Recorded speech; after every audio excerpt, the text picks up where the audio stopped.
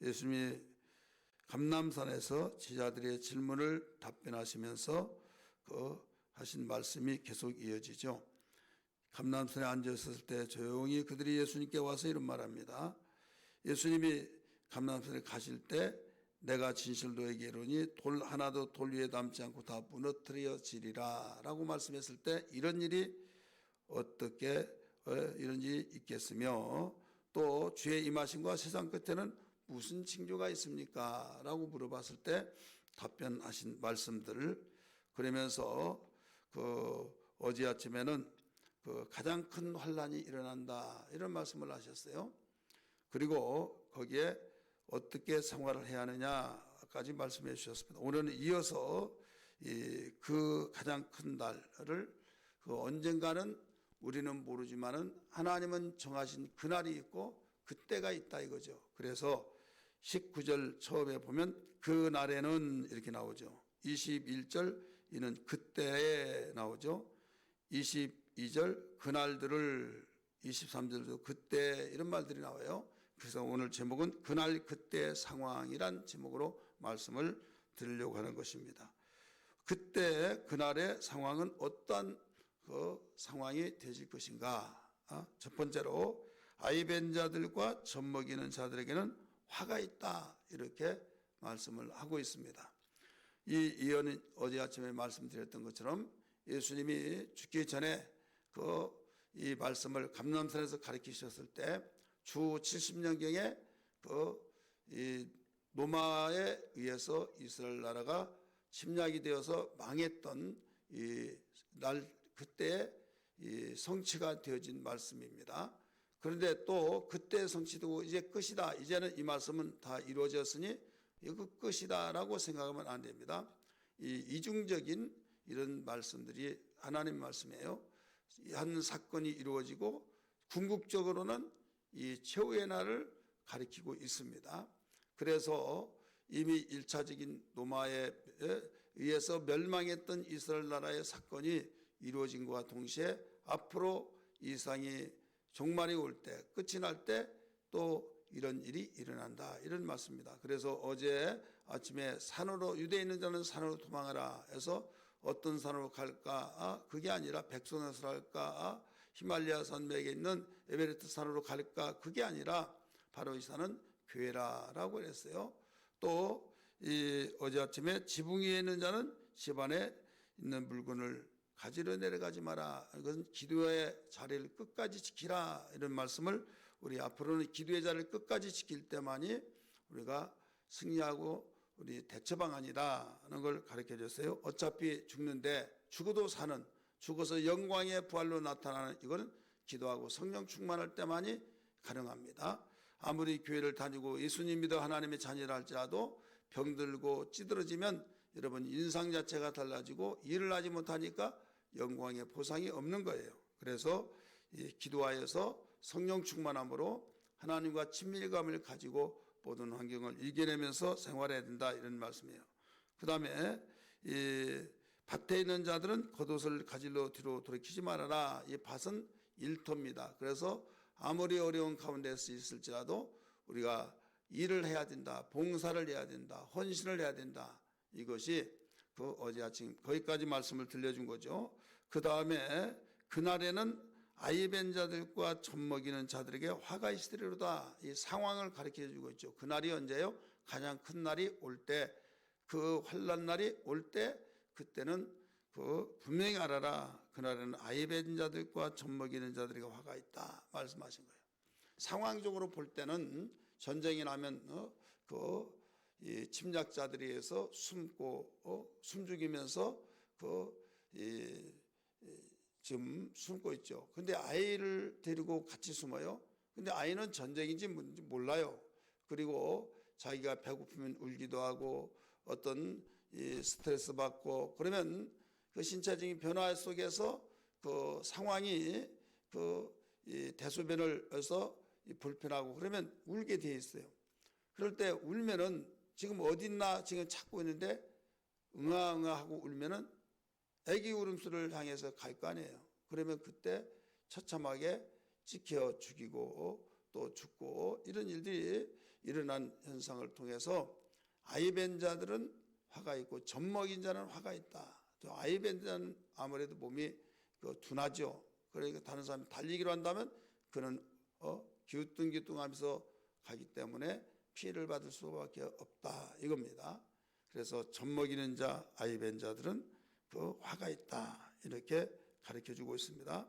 그렇다면 이 내용은 우리가 전쟁에서는 그렇다 치더라도 큰 환란이 있을 때 앞으로 닥쳐올 그때는 이 말이 무슨 말씀이냐? 여러분, 하나님은 거룩하신 분입니다. 거룩하신 분이기 때문에 거룩하신 그분과의 사귐이 있는 것이 가장 행복하고 복된 것이죠. 그래서 예수의 피로 죄인된 우리를 구속해 주시고 깨끗하게 해주셨고 또 구원받은 자들에게는 말씀과 기도로 거룩한 삶을 살아라 말씀하시고 민수의 레위기 11장 44절 45절에 너희는 하나님이 거룩하니 너희도 거룩하라 이런 말씀을 가르쳐 주셨어요. 그래서 우리에게 예수의 피와 말씀, 진리의 말씀으로 거룩해지는데 주님께서도 거룩함이 우리에게 생명이요 능력이요 우리의 영광이기 때문에 아버지의 저들을 거룩하게 하옵소서. 아버지의 말씀은 진리입니다. 요한복음 17장 17절에서도 가르쳐주고 있지 않습니까? 그래서 여기 아이를 뵌 자가 누구냐? 무엇을 의미하고 있느냐? 이것은 로마가 침략해서 이스라엘 망할 때 전쟁 70년대 망했을 때는 실제로 아이 뵌 자지만은 이제는 어떤 자냐? 바로 이 영적 아이 뵌 자가 죄를 잉태하는 자를 가리키고 있어요. 죄를 잉태하는 자. 그 다음에 젖 먹이는 자. 죄를 잘 자라도록 즐기면서 또 사랑하면서 젖을 먹인 자. 어린아이하고 엄마는 끊을 수가 없죠. 모성애가 있기 때문에 끊을 수가 없는 거예요. 그렇기 때문에 죄라고 하는 것이 잉태되고 잉태돼서 아이가 났을 때 이제 그 죄가 싫고 완전히 끔찍하고 고기가 그러면 끊지 말라 할지라도 끊지 않을 사람은 없어요. 그런데 사랑스럽고 너무 그립고 너무 이쁘고 그러면 어떻게 끊을 수가 있겠습니까? 그래서 젖 먹이는 그 어머니의 심정 또 젖을 빠는 아이 이 둘 중에 모성애라고 하는 사랑은 끊을 수가 없듯이 죄를 짓고 죄를 낳았을 때 그 죄를 통해서 사랑스러움이 끊치지 않은 그들에게는 화가 있다. 회개가 안 되니까 그 죄로 인하여서 하나님의 거룩이 무너지기 때문에 앞으로 대환란 때는 이런 사람에게는 회개할 기회를 얻을 수가 없죠. 왜? 마음에서 통분이 여기고 애통이 여기면서 뒤돌아서야만 되는데 그렇지 못하기 때문에 이 젖먹이는 그날에는 젖먹인 자와 여기에서 아이 뵌 자와 젖먹인 자는 화가 있다 이렇게 말씀하셨어요. 그래서 우리는 말세를 통해서 또 대환란이 일어나는 영적인 측면에서 우리는 영적으로 죄를 잉태하지 말아라. 또 거기에 사랑하는 그 모성애 같은 것이 있어서는 안 된다 하면서 이것을 일러주고 있는 겁니다. 또 두 번째는 21절의 말씀 보면 21절 그날 그때 상황은 어떠냐? 이게 창세로부터 가장 큰 환란이며 그날들을 감하지 아니하면 모든 육체가 살아날 자가 없다 이렇게 가르쳐 주었어요. 창세로부터 이런 큰 환란이 없겠으며 또 이후에도 이런 환란이 없다. 그러니까 이 땅에서 그 창세 이후에 이런 큰 환란이 없다. 그렇기 때문에 이런 환란 속에서 너희가 살아남으려면 어떻게 하냐 이거예요.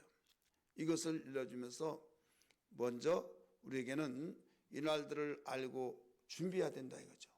준비하는데 깨어서 기도하고 어떤 가운데서도 이겨낼 수 있는데 이것을 어떻게 이길 수 있느냐? 이것은 우리의 힘으로 안 되죠. 안 되기 때문에 성령으로 충만한 삶이 되어야 된다 이거죠. 그런데 이렇게 큰 환란이기 때문에 믿는 자나 믿지 않는 자나 똑같이 환란을 당하게 되는데 이때 믿는 자들에게는 이 5달 동안 환란을 받게 합니다. 그런데 그렇지 않은 자는 끝날 때까지, 우리 7년 대환란이라 하죠. 7년을 반절로 나눠서 전 3년 반, 후 3년 반 이렇게 말하는데, 전 3년 반은 이 환란을 어느 정도 감당할 수 있는데, 후 3년 반은 너무 혹독하기 때문에 감당할 힘이 없다 이거죠. 인간으로서 감당할 수가 없다. 그래서 이 환란은 창세 이후로부터 이런 환란이 없겠고 후에도 없다. 그러면서 이 날들을 감하지 아니하면 모든 육체가 살아남을 수가 없다라고 가르쳐 줬어요. 21절 다시 읽습니다. 시작. 이는 그때에 큰 환란이 있겠습니다. 창세로부터 지금까지 이런 환란이 없었고 후에도 없으리로다. 이 말씀을 하시는 주님이 후에도 이런 환란이 없다 가르쳐 줬어요. 그날들을, 환란의 날들을 감하지 아니하면 모든 육체가 구원을 얻지 못할 것이나, 그러니까 이 날들을 감해 주지 않으면 그 환란이 다 죽는다 이거죠. 그러나 택하신 자들을 위하여 그날들을 감하시리라. 택하여 주신 자들, 택한 자들이 누굽니까? 민족적으로 보면 유대인들이고, 영적인 측면에서 보면 우리 믿는 자들이죠. 그래서 믿는 자들과 또 이 유대인들, 그들은 그 택함을 받은 자로서 날들을 감해 주는데, 어떻게 얼마나 감아 주냐 이것을 알 길이 없죠. 그러나 성경에 이 66권을 전체 퍼즐을 맞춰 보면 5개월 동안 3년 반 하면 72개월이죠. 그런데 5개월 동안만을 5개월 동안 이런 고통 환란이 있다라고 가르쳐 줬어요. 그러니까 62개월은 여기에서 감해진다는 거죠. 우리 성경 한번 볼까요? 우리 몇 절을 말씀 보신가 하면 요한계시록 9장을 봅니다. 요한계시록 9장 같이 읽습니다. 9장 5절 6절 시작. 그러나 그들을 죽이지는 못하게 하시고 5달 동안 괴롭게만 하게 하시는데, 그 괴롭게 함은 정갈이 사람을 쏠 때 괴롭게 한 것과 같더라.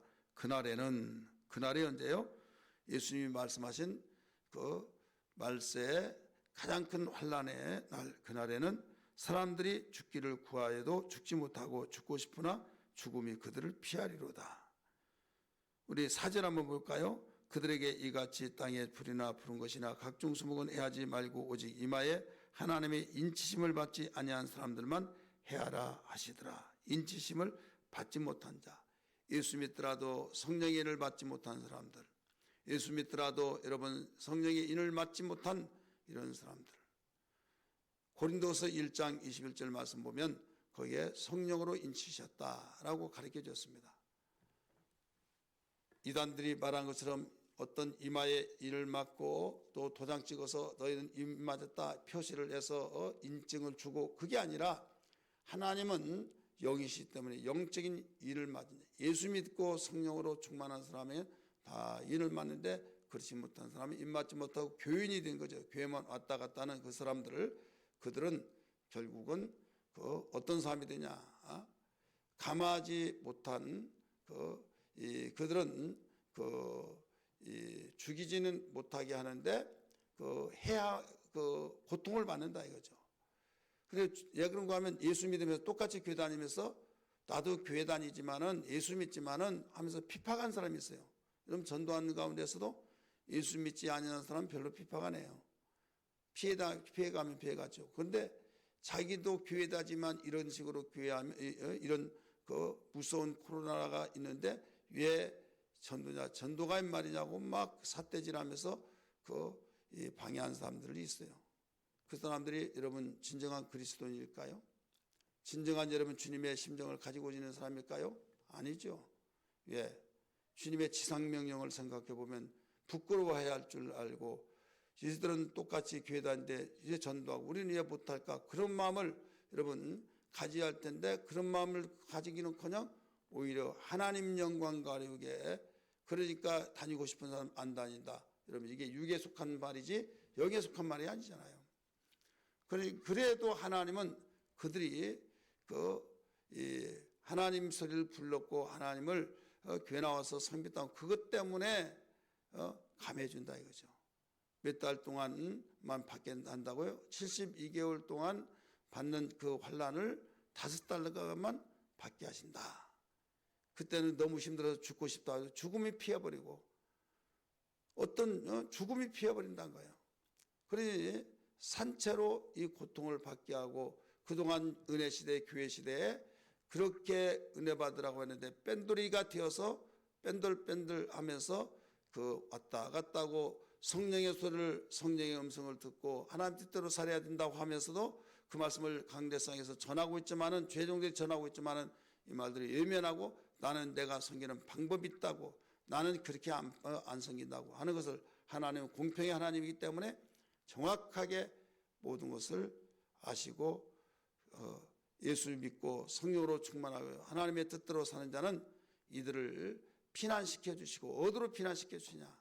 들림받게 하셔서 공중으로 피난을 시켜 주시고 그들은 그대로 남아서 환난 시대에 환난을 받게 해서 공평의 하나님, 공정하신 하나님을 우리 알게 하시죠. 그래서 유대인들이 여러분 하나님이 택하셨지만은 그들은 예수 믿지 않고 메시아가 다시 오신다고 하면서 오신 메시아를 부정합니다. 십자가에 못 박힌 예수를 메시아로 알았더라면 왜 죽이겠습니까? 스스로 메시아라고 했지만 저들을 죽여야 한다 신성모독이다 하면서 예수를 강도를 놔주고라도 예수를 죽이라고 했던 그들 하나님이 택하신 백성들입니다. 그러나 예수를 믿지 않았어요. 그럴지라도 택하신 자들이기 때문에 여기에서 5달 동안 고통을 받게 한다라고 가르쳐 줬죠. 오늘 여러분 우리는 하나님은 공의로우신 하나님이신지라 우리 신앙이 어떤 신앙이 되어야겠습니까? 이런 상황이 일어난다는 걸 기억하고 결론적으로 기도할 수 있는 신앙. 추운 겨울이나 안식일이 되지 않게 해서 기도하라라고 말씀하셨어요. 우리 성경 말씀 봅니다. 몇 절을 보신가 하면 우리 마태복음 24장 20절 말씀 같이 읽습니다. 시작. 너희가 도망하는 일이 겨울에나 안식일에 되지 않도록 기도하라. 도망하는 전쟁이 나면 도망가겠죠. 피난하기 위해서 영적 전쟁이 일어날 때 우리 주님 오실 때 가장 큰 혹독한 이런 일들이 일어난데 이때 어떻게 하느냐? 겨울이나 안식일이 되지 않기 위해서 기도하라. 추운 게는 아무래도 전쟁에서도 효과가 나타나지 않죠. 동상이 걸리고 러시아 군인들 막 동상 걸려가지고 아예 손 놓고 지하로 들어가서 불 쬐고 있고 막 이런 영상들이 보여지지 않습니까? 추운 겨울이기 때문에 우리 영적 추운 겨울이 언제입니까? 냉랭한 거죠. 시베리아 벌판처럼 차가운 기도하지 않고 강팍하고 뭐 예수 옛잘만 나오면 교회 다니면서도 싫고 누가 예수 말만 들으면 막 싫다고 하는데 이제 내가 그 이해를 하겠다고 강팍할수록 강팍해진 것이 바로 돌같이 굳어진 것이 뭐냐면 영적 겨울을 맞이한 거예요. 나는 교회에 다니지만은 정말 교회는 싫어하면서 다니는 사람들이 있어요. 왜? 종교인이 되어서 그나마 안 다니면 마음이 찝찝하니까 우리 그런 신앙 되지 않게 해서 기도하라는 거예요. 또 안식이라는 쉰다는 뜻이에요.